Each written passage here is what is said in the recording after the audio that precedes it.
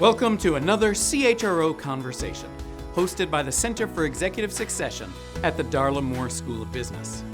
I'm your host, Anthony Nyberg, and today we are speaking with Susan Schmitt Winchester. Susan is the CHRO for Applied Materials.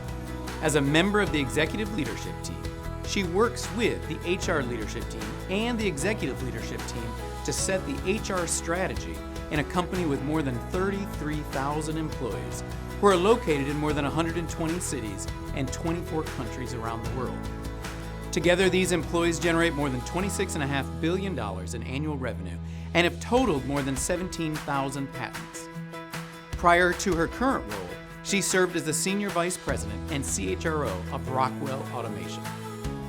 She currently serves as the Chair of the Leadership Advisory Board for the Dean of Engineering at the University of Michigan, and she is the author of the book, Healing at Work, a guide to using career conflicts to overcome your past and build the future you deserve, with co-author Martha Finney.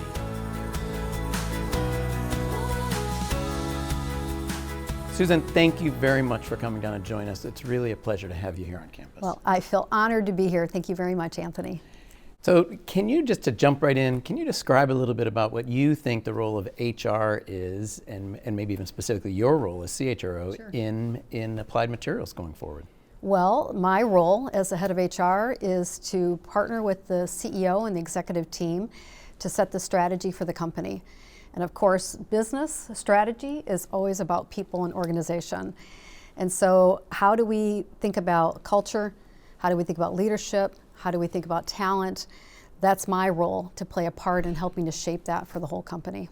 And is that still important in a place that's a high-tech field like yours, where you're filled with engineers and driving real product? Does the people part still matter as much? Absolutely. I think it matters in every company. Our company is deep, technical, extremely smart people, and they're people. And when you take a large group of people coming together, how do you enable the best possible performance from everyone? How do you create an experience in your company where people want to join your company and stay at your company? And so, yeah, absolutely. It's all about the people. Technology matters. Our customers are really important. And everything we do to support customers is about how do we engage our people. And a big part of that is developing leaders and supporting leaders. Absolutely. How do you think of leadership? Like, what does that mean to you?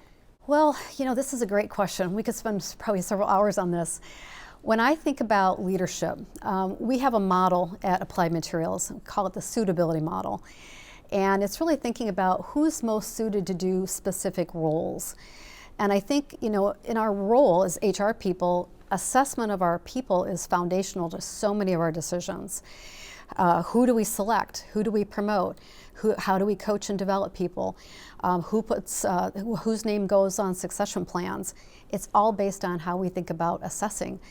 And so the suitability model helps lay out a framework about how to think about leadership, actually about all talent, but we'll talk specifically about leadership.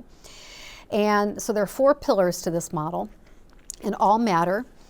Pillar number 1 is, the nickname is SKEE, S-K-E-E.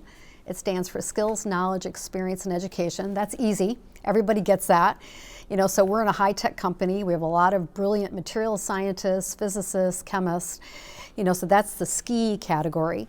So depending on what role of leadership we're looking at, that matters.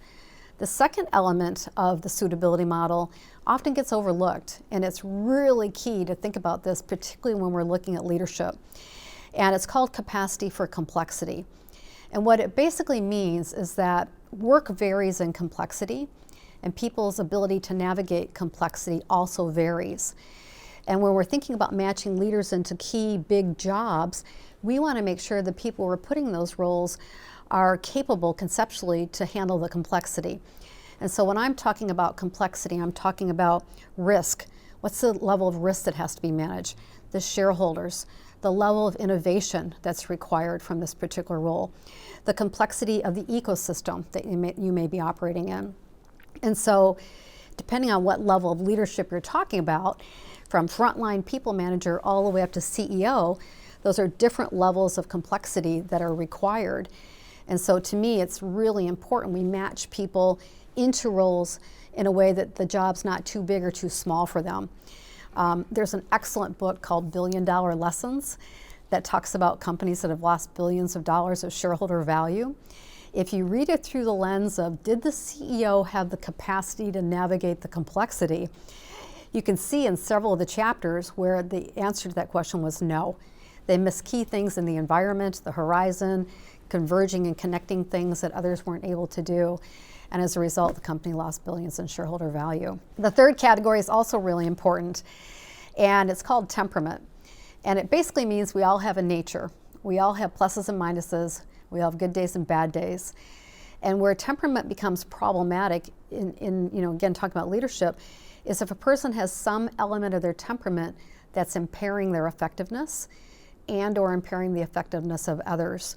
And so it doesn't really matter what it is. It's hard to give a very prescriptive, the leader needs to look like X, Y, and Z. I think that's the wrong way to think about leadership. It's rather to take a look at all the different people that we could be putting into leadership and asking the question, is there any element of temperament that could get in the way or become a derailer? And is the leader aware of that or not? And are they working to mitigate it or not? And so, for example, I've known a lot of people who aspired to be CEO and wanted to be on the CEO succession plan. And let's just say they had the skills, knowledge, experience, and education to do it. Let's just say they had the capability to navigate the complexity. One of the reasons why I can think of 2 or 3 cases, 4 cases, where people weren't selected because of some element of temperament. In one case, individual was too nice, didn't want to make any tough decisions about people. It was a wonderful element of his temperament, but in that role, you have to make tough decisions. Another leader was not really great at building strong teams because he felt like he had to be the most important on the team. So he didn't make it to CEO. So it's really more about, when we're assessing people for leadership roles, is understanding and then thinking about, is there anything here that could become a problem? And then the fourth category, which also matters in assigning leadership roles, is what I call accepts role requirements. Leadership roles have a lot of requirements, obligations, and demands.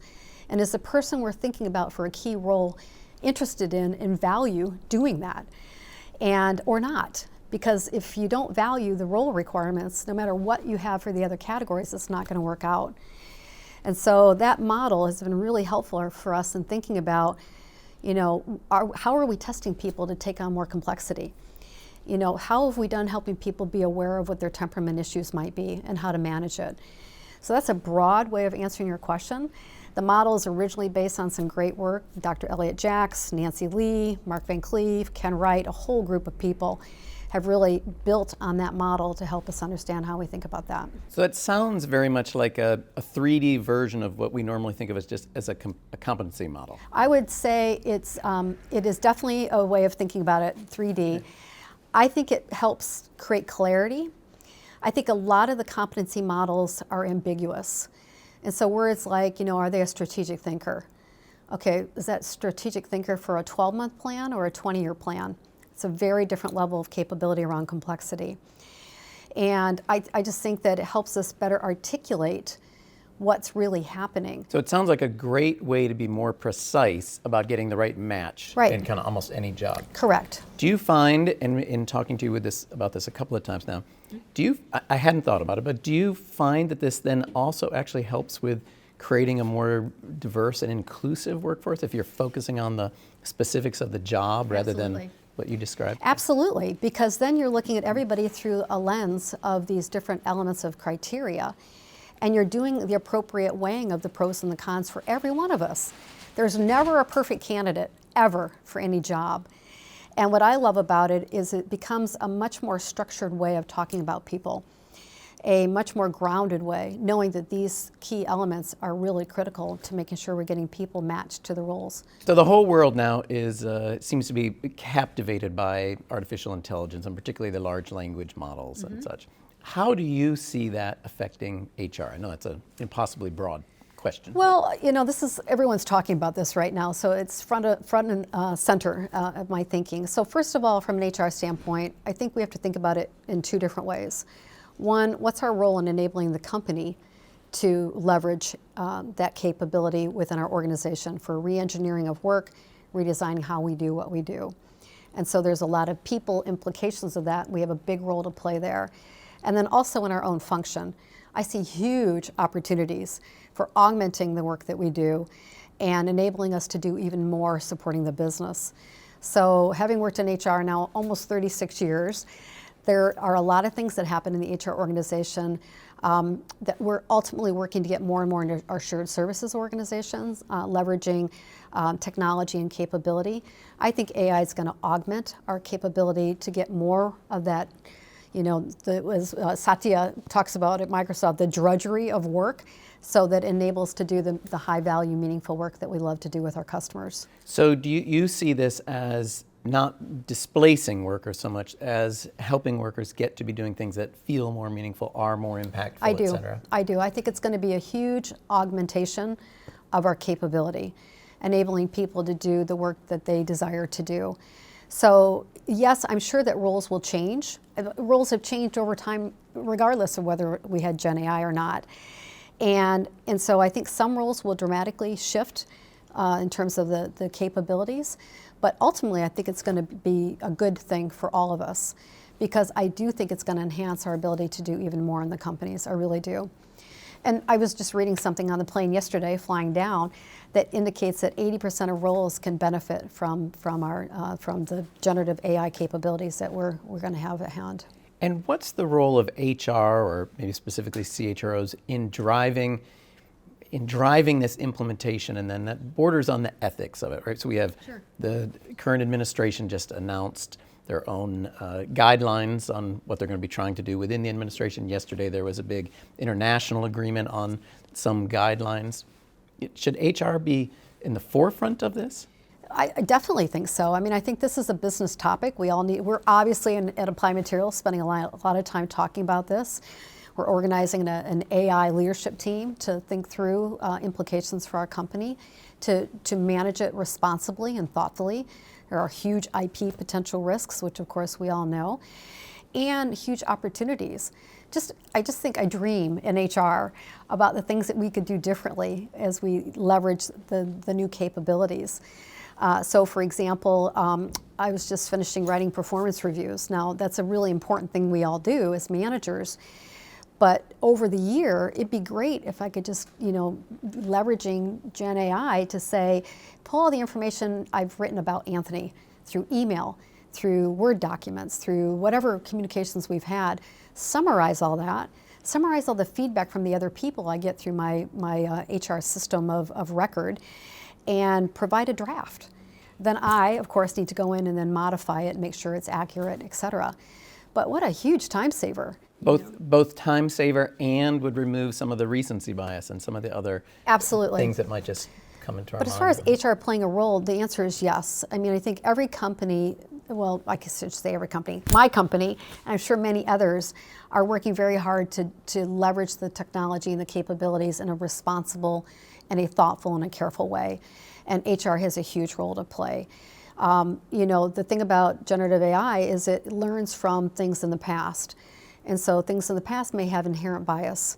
And so we have to think about how do we manage that so we're minimizing, eliminating any inherent bias in capabilities, whether it's related to screening of resumes or taking a large amount of resumes and coming up with structured ways of looking at the information.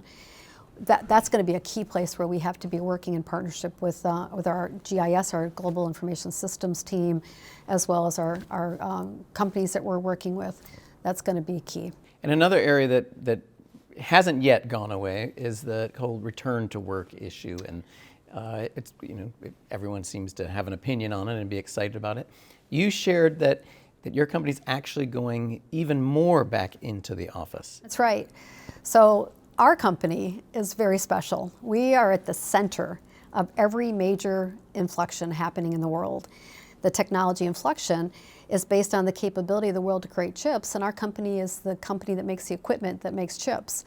So whether you're talking about net zero journey, if you're talking about the sustainable world, if you're thinking about smart cities, smart cars, smart healthcare, it's all fueled by chips, and we make the equipment that makes chips. So we're at the foundation of that entire situation. And our industry, the semiconductor industry, is going to continue to scale. estimates, we anticipate our company doubling in our revenue over the next several years. And so it's really key that as we bring more and more people in, we've brought in many people over the last 3 years, a lot of new people, that we wanted to make sure that people were having an experience where they not only understood the company and the culture, but also were able to come in and connect with one another across our company. So our superpower in the market is our ability to create integrated technology solutions for our customers. We are very complex. We have many business units that are, huge. There are companies alone in some of our competitors. And our ability to connect those technologies to enable our customers to commercialize their innovation even faster is what we do. And so in order to do that, we need people coming together and working to connect everything, connecting organizations, connecting technologies, connecting our people. So we made a decision as a leadership team, given our context and what we need to do in the future, that we have asked our people managers to come back, basically shifting back to full-time, similar to how we were pre-COVID. And actually it's been a very good response. When COVID first hit, we were a critical infrastructure organization. And so we had people working, from the beginning.